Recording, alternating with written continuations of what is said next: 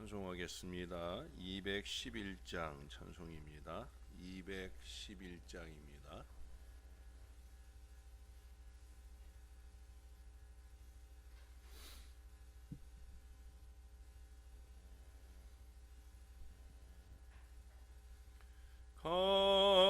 값비싼 향유를 주께 드린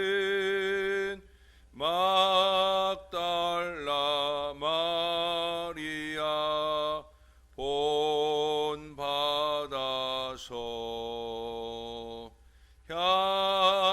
향기로운 산제물 주님께 바치리.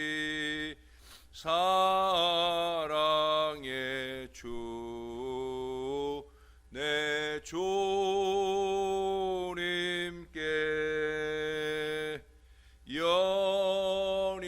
연약한 자에게 힘을 주고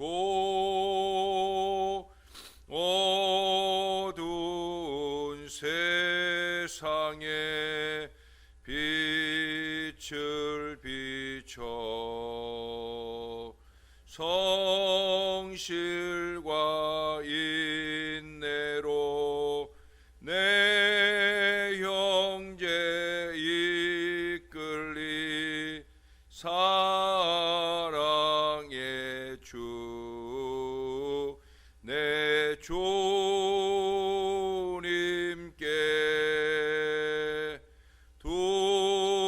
두려운 마음에 소망 주고 슬픔에 쌓인 자 위로하며 길 잃은 자들을 친절히 이끌리. 사랑의 주 내 주님께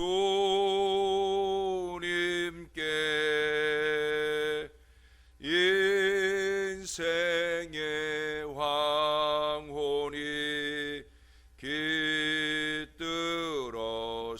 깃들어서 이 땅의 수고가 끝날 때에 주님을 섬기다 평안히 가리라. 사랑의 주 내 주님께.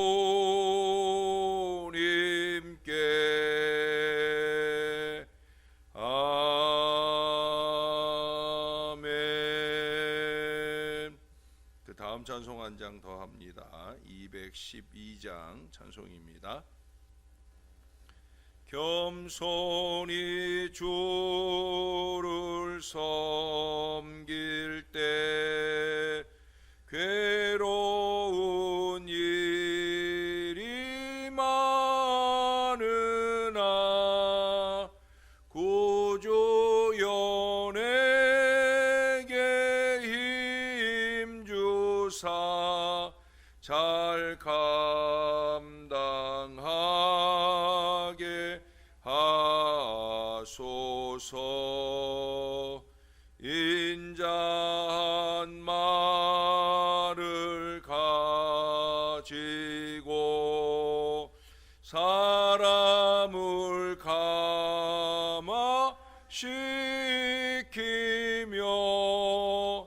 갈 길을 잃은 무리를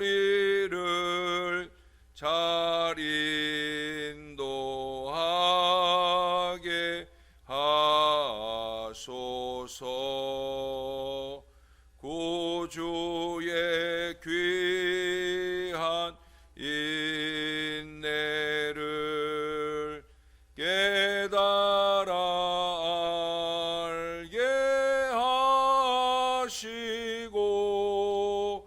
굳건한 믿음 주셔서 늘 승리하게 하소서. 장래의 영광 비추사 소망이 되게 하시며 구주와 함께 살면서 참 평강 얻게 하소서.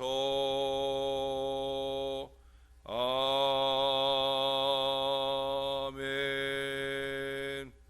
기도하겠습니다. 좋으신 아버지, 주님을 잘 섬기고 싶습니다. 주님이 원하는 사람이 되고 싶습니다. 주님이 기뻐하시는 예배를 드리고 주님이 인정하시는 헌신의 삶으로 주님의 참 일꾼이 되고 싶습니다. 그래서 우리가 새벽을 깨우나이다. 힘겹고 어려운 걸음이지만 이 새벽을 깨우고 주님께 영광을 올려드리나이다. 그저 우리가 주님께 기도드리는 바를 응답받기 원하는 얄팍한 마음이 아니라 어떻게 하면 하나님을 더 기쁘시게 할까, 이 간절한 마음을 가지고 주님의 존전에 오나이다. 크고 작은 많은 어려움이 있어도 예배하고 크고 작은 많은 시험이 있어도 헌신하는 건강한 신앙의 백성으로 살고 싶습니다. 이 아침에도 그렇게 우리의 마음을 주께 드리오니 주님이 연락해 주시고 하늘의 신령한 은혜와 복으로 우리 위에 더하여 주시옵소서. 감사드립니다. 예수님 이름으로 기도합니다. 아멘. 예, 오늘도 마태복음 20장 말씀입니다. 오늘은 17절부터죠.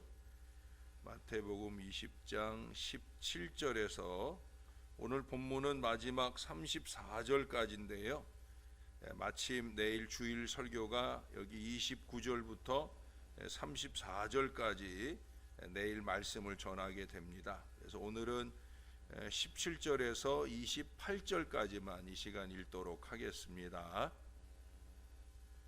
예수께서 예루살렘으로 올라가려 하실 때 12제자를 따로 들이시고 길에서 이르시되, 보라, 우리가 예루살렘으로 올라가노니 인자가 대제사장들과 서기관들에게 넘겨지매 그들이 죽이기로 결의하고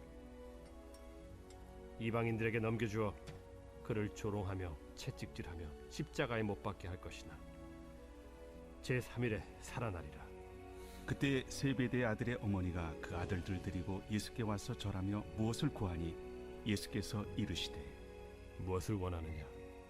나의 이 두 아들을 주의 나라에서 하나는 주의 우편에 하나는 주의 좌편에 앉게 명하소서. 너희는 너희가 구하는 것을 알지 못하는도다. 내가 마시려는 잔을 너희가 마실 수 있느냐? 할 수 있나이다.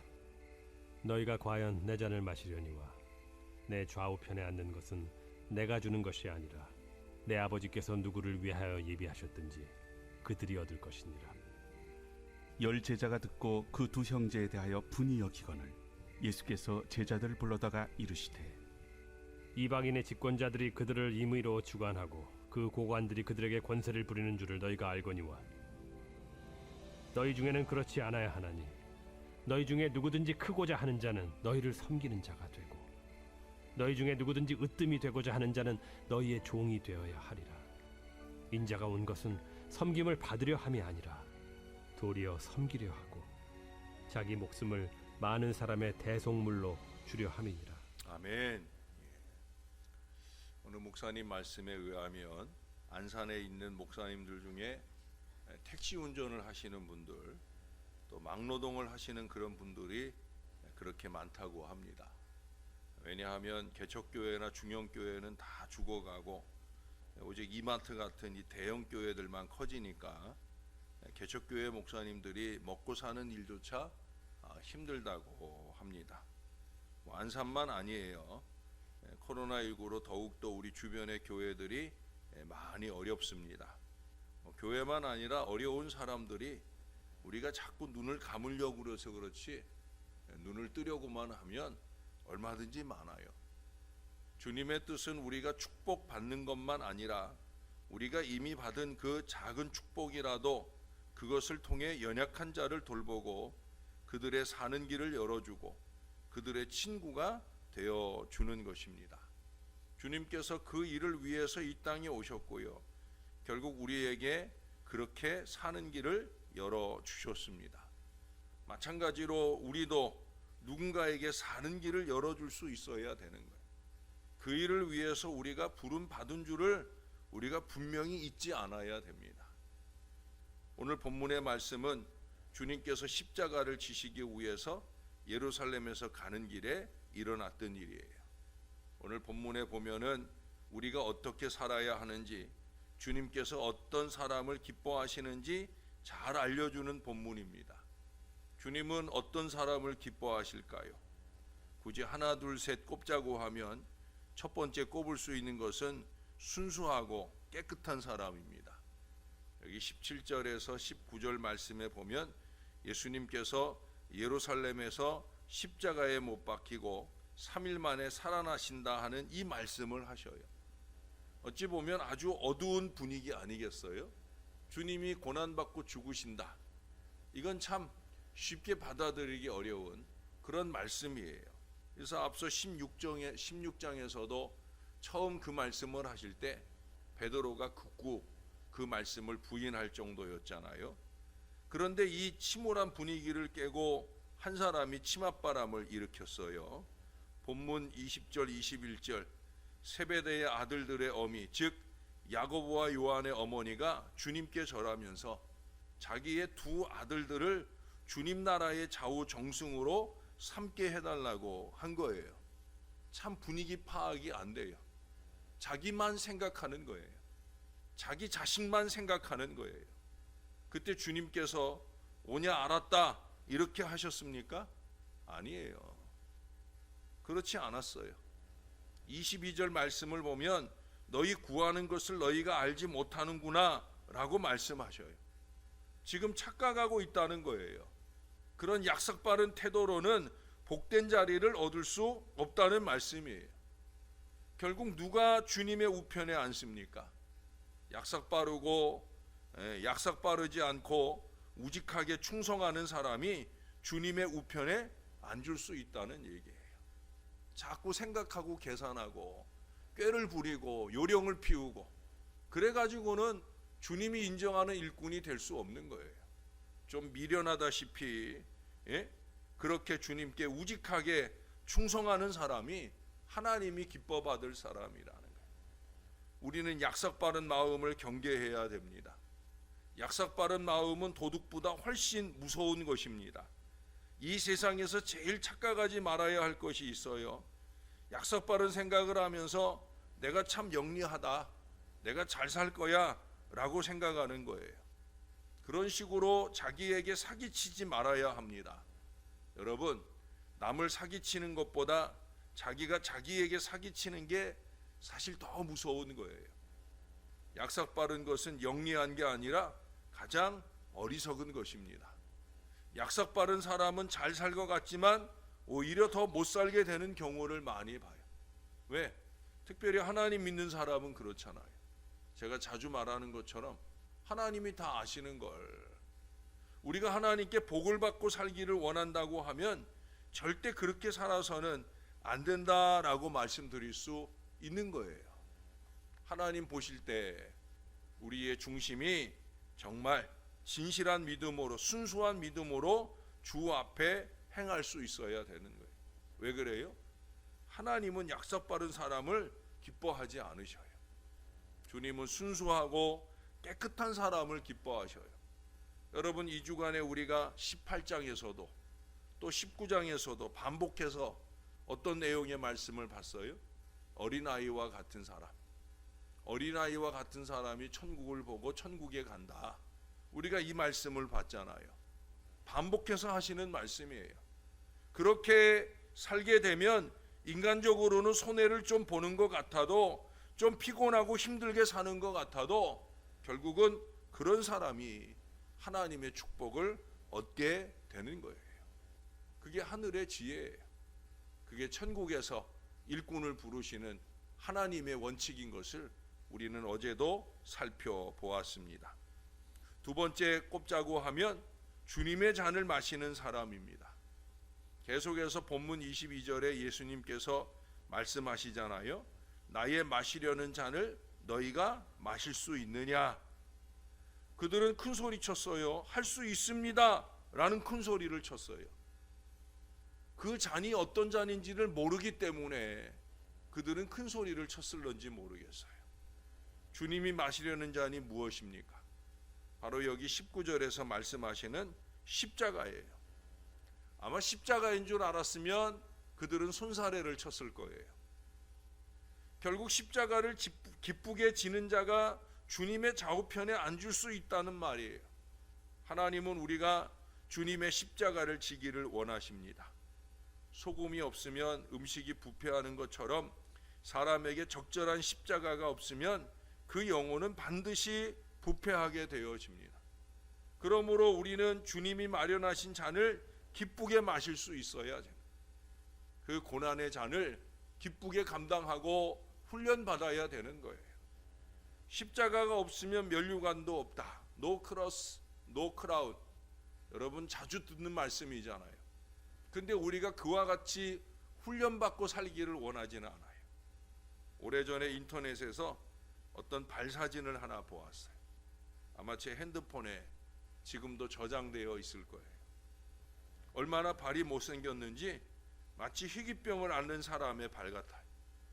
나무 뿌리처럼 생겨서 마치 엽기 사진 같은 그런 모습을 하고 있어요. 근데 나중에 알고 보니까 그 발사진이 누구 발이냐? 박지성 선수의 발이에요.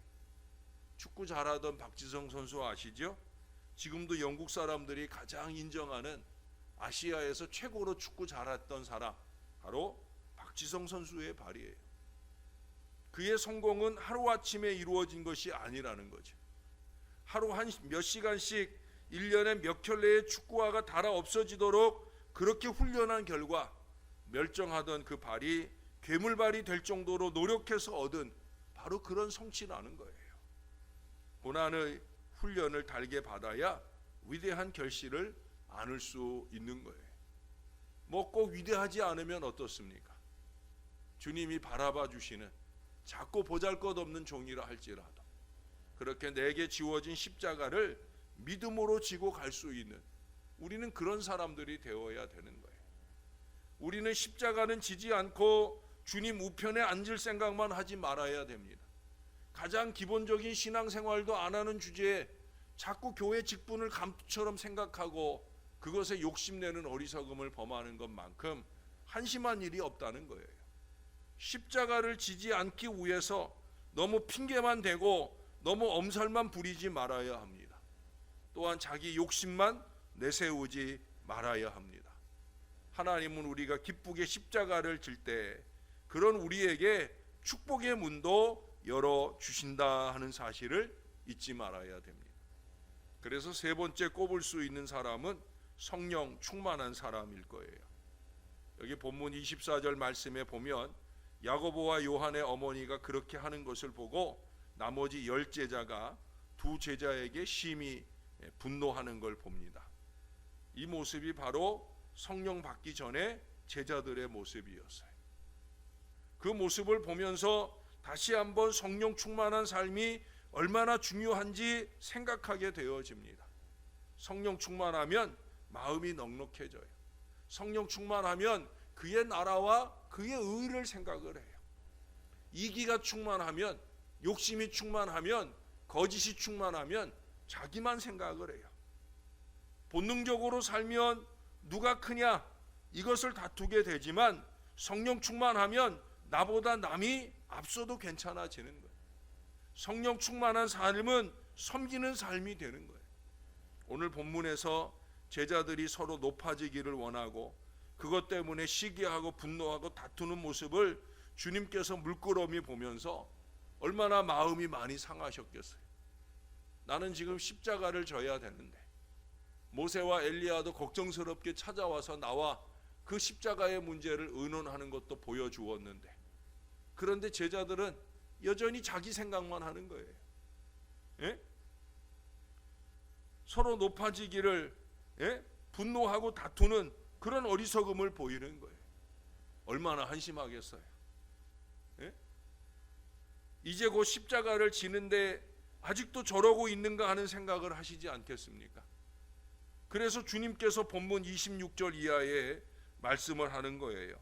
너희 중에는 그렇지 않아야 하나니, 너희 중에는 그렇지 않아야 하나니, 너희 중에 누구든지 크고자 하는 자는 너희를 섬기는 자가 되고, 너희 중에 누구든지 으뜸이 되고자 하는 자는 너희의 종이 되어야 하리라. 인자가 온 것은 섬김을 받으려 함이 아니라 도리어 섬기려 하고 자기 목숨을 많은 사람의 대속물로 주려 함이니라. 여러분, 신앙이 뭡니까? 자기를 높이려는 것이 신앙이 아니잖아요. 남을 섬기고 종이 되는 것이 신앙이에요. 어제도 하나님의 직분에 대해서 10가지를 꼽아 드릴 때 그때 어떤 말씀이 2번 반복됩니까? 예? 직분은, 하나님의 직분은 섬기는 거다. 하나님의 직분은 공평한 거다. 예? 잊지 말아야 되는 거예요. 축복을 받는 것이 신앙이 아니에요. 작은 축복을 받을지라도 그 축복을 남을 위해서 쓸 수 있는 것이 신앙이에요. 여러분, 이 신앙을 오해하면 사랑이 옥이나 집착으로 바뀌어 영혼을 황폐하게 만들고 결국 축복이 저주로 변하게 되는 거예요. 우리는 자기만 생각하고 자기만 높이려고 하지 말아야 됩니다. 높임 받으려고 하면 공동체의 하모니가 깨지고 결국 자기가 손해를 보는 거예요. 그러나 남을 섬겨주면 아름다운 관계 속에서 우리에게 축복이 주어지게 되어집니다. 모든 삶과 인간관계가 다 그렇습니다. 받으려고만 하면 결국은 손해를 보는 거예요. 그러나 주려고 하면 보이지 않는 무수한 것을 우리 하나님으로부터 얻게 되어집니다. 사랑하는 여러분, 특별히 연약한 사람을 잘 돌봐야 합니다. 이제 내일 주일 설교로 보시게 될 29절 이하를 보시면 예수님께서 많은 무리들이 욱박질러 조용하게 하려는 두 맹인에게 관심하는 말씀이 나와요. 그리고 그들이 원하시는 걸 물으시고 그에게 응답하고 계시는 걸 봅니다. 오늘 우리가 21절에서 야고보와 요한의 어머니에게도 동일한 질문을 하잖아요. 너에게 무엇 해주기를 원하느냐? 그런데 그 여인의 원하는 바에 대해서는 응답하지 않으셨어요. 그 마음의 얄팍함을 아시기 때문에 응답하지 않아요. 그러나 이 두 맹인에게는 그 원하는 바, 보기를 원하는 그들의 소원에 성취를 이루어 주시는 것을 보게 됩니다. 여러분, 사실 보면은 세베대의 두 아들들이 예수를 도운 업적이 크잖아요. 지난 3년 동안 열심히 예수님 수발 들고 애를 썼어요. 예수님의 마음도 사랑도 그렇게 애를 쓴 두 제자들에게 있는 게 아니에요. 누구에게 있어요? 여기 처음 보는 이 불쌍한 맹인에게 그 사랑이 베풀어지는 걸 보게 됩니다. 잊지 말아야 돼요, 여러분. 우리는 자꾸 하나님께 이렇게 들이대려고 그래요. 내가 이만큼이나 했는데, 내가 이렇게나 했는데 왜 하나님 자꾸 이따위 소리를 해요. 우리는 주님의 마음을 본받아야 됩니다. 정말 주님이 원하는 바를 우리의 마음 가운데 간직하고 우리도 살고 있는가? 주님의 이 마음을 헤아려 본받아야 된다는 거예요. 저와 여러분이 이처럼 우리에게 주신 바 풍성한 은혜로 다른 연약한 이들을 섬기고 돌보는 그 겸손함으로 우리 주님을 기쁘시게 할 수 있는, 정말 나는 주님께 나의 최선을 다하고 있는가? 늘 이것을 여쭤보면서 부끄러움을 깨달아 더 마음을 추스려 주님을 더 기쁘시게 할 믿음의 마음으로 최선을 다해가는 저와 여러분들이 될 수 있기를 우리의 구주 되시는 예수님의 이름으로 간절히 축원합니다. 기도하겠습니다. 하나님, 약삭빠르게 얄팍하게 살지 말게 도와주시옵소서. 하나님이 다 알고 계시는 우리의 중심이 있는데 그 중심이 스스로 부끄럽게 여기는 그런 일들을 좀 하지 않도록 도와주시옵소서. 우리의 마음이 내가 원하는 바를 이룰 수 있기 위해 욕심내는 어리석음이 아니라 주님이 원하시는 주님의 뜻대로 그 나라와 그 의를 구하는 이 겸손한 믿음으로 주 앞에 행할 수 있도록 주님이 우리에게 성령의 충만한 은총과 역사를 더딥혀 주시옵소서. 주님이 우리를 사랑으로 붙들어 주셔서 죽을 수밖에 없는 저희를 구원해 주신 이 큰 은혜면 우리는 충분히 족한 줄로 알고 우리에게 주신 바 사명을 감당할 때도 언제나 주님이 원하시는 주님의 마음을 품고 주님의 뜻을 이루어 갈 수 있게 역사를 더하여 주옵소서. 하나님 믿지 않는 사람들도 때때로 그들이 원하는 바를 위해 얼마나 깊이 고난받고 훈련받는 줄을 알게 하시고 우리도 그렇게 주님 앞에 우리가 해야 할 마땅한 사명에 대하여 최선을 다하며 훈련받을 수 있는 하나님의 사람들이 되게 하여 주옵소서. 우리는 주님께 최선을 드리지 못하면서 우리는 하나님께 최선 이상의 것을 얻으려는 어리석은 욕심으로 삽니다. 자기만 위하고 자기 자식만 위하는 이 얄팍한 기도의 인생을 삽니다. 하나님 아버지, 우리의 기도를 넓혀 주옵소서. 그러기 위해 우리의 마음을 넓혀 주시옵소서. 그러기 위해 우리 안에 성령의 충만함을 더하여 주시옵소서. 그래서 주님을 위하고 교회를 위하는 건강한 신앙의 삶을 살아가도록 우리를 붙들어 주시옵소서. 젊어서부터 어려서부터 아니 나이 들어서도 우리가 이 마음을 놓치지 않고 아버지의 뜻을 이뤄가는 성실한 주의 백성들 될 수 있도록 우리를 붙들어 주시옵소서. 주여, 우리를 불쌍히 여기소서. 신음하는 백성들의 소리를 듣게 하시고 그것을 나의 기도의 제목으로 삼으며 더욱더 눈물로 무릎으로 주님 앞에 매달리고 기도하는 성실한 믿음의 사람들이 새벽 용사들 가운데 넘쳐날 수 있도록 은혜를 베풀어 주옵소서. 주님, 지금은 자다가 깰 때가 되었음을, 지금 코로나가 이렇게 극심하고 크고 작은 어려움으로 신음하는 이들이 많은 때에 더욱더 정신을 차리고 믿음의 기도로 매달리고 그들을 위하여 중보하고 기도하는 주님의 백성들이 이 귀한 새벽의 제단을 채우고 믿음의 기도에 동역하도록 도와주시옵소서. 이제 다음 주 수요일부터 사순절이 시작됩니다. 성전에 오게 하시옵소서. 십자가를 바라보게 하시옵소서. 십자가 신앙이 회복되게 도와주시고 코로나19가 극복되게 도와주시고 성전을 사랑하는 뜨거운 마음이 회복되는 역사가 이 귀한 기간 동안에 넘쳐날 수 있도록 우리를 도와주시옵소서. 이 일에 집중하는 온 교회가 되게 하시고 사순절 기간이 지나고 부활주의를 맞을 때 코로나19가 잦아들게 하시고 우리는 하늘의 신령한 은혜로 넘쳐나는 기쁨을 누릴 수 있도록 주님이 우리를 도와주시옵소서. 사랑하는 언니를 천국에 보내고 슬픈 마음으로 장래 여정을 위해 언니 곁으로 가야 하는 사랑하는 여정을 꼭 붙들어 주시고 장래 여정이 하나님의 은혜 가운데 잘 마무리되도록 언니를 보내는 그 마음을 위로하시고 만져 주시옵소서. 주님께 감사합니다. 예수님의 이름으로 기도합니다. 아멘.